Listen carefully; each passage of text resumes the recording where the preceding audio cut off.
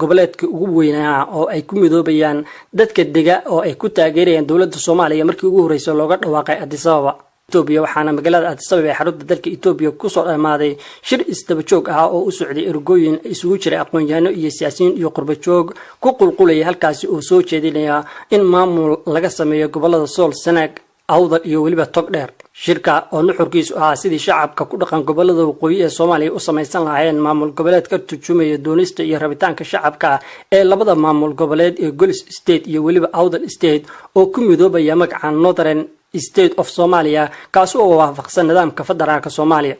qodobkan nuxurka heshiiska maamul goboleedyada ee Awdal State iyo Golis State Togdheer Sanaag iyo Sool in labada maamul ay ku midoobaan dawlad guud oo magaca uu noqon doono Northern State of Somalia oo leh astaanta qaranka Soomaaliyeed oo ah in maamul hoostaga dawladda federaalka Soomaaliya uu noqdo iyo waliba qodobka labaad oo ah in midnimada qaranimada Soomaaliya tahay mid muqadas ah qodobka saddexaad oo ah in labada maamul ay iska kaashadaan nabadgelyada xuduudaha dawlad goboleedyada iyo waliba xuduudaha dawlad deegaanka Soomaalida iyo xeebaha waqooyi in ilaalada guud ee maamulkan cusub ee Northern State of Somalia ay si buuxda ula shaqeyn doonto dawladda federaalka Soomaaliya in dawlad guud ee Northern State of Somalia ay si buuxda ula shaqeyn doonto maamul goboleedyada kale ee Soomaaliya ka jira oo ay Puntland ku jirto iyaga oo waafaqsan dastuurka Soomaaliya ayaa lagu sheegay warmutiyeed ka soo baxay shirka lagu soo gabagabeeyay Addis Ababa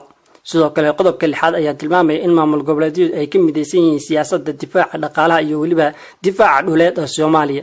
in dhammaan muwaadiniinta Soomaaliyeed ee ku dhaqan deegaanada Northern State of Somalia ay la xuquuq yihiin muwaadiniinta bulshada waqooyi ee Soomaaliya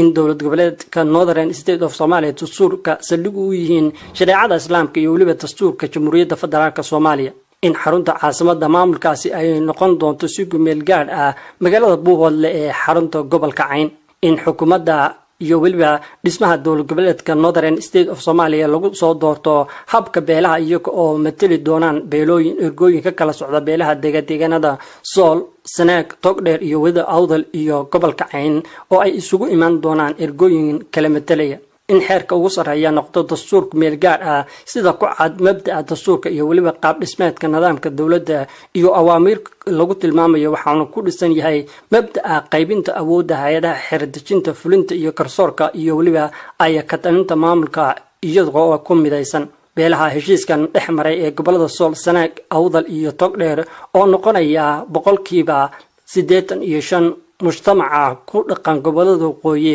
laga bilaabo maanta siday sheegeen shirkan ayaa noqonaya kii ugu ballaadnaa oo Soomaaliland cadaadis ku noqon doona oo ah kii ugu ballaadnaa oo ay ku midoobaan gobolada inta badan waqooyiga Soomaaliya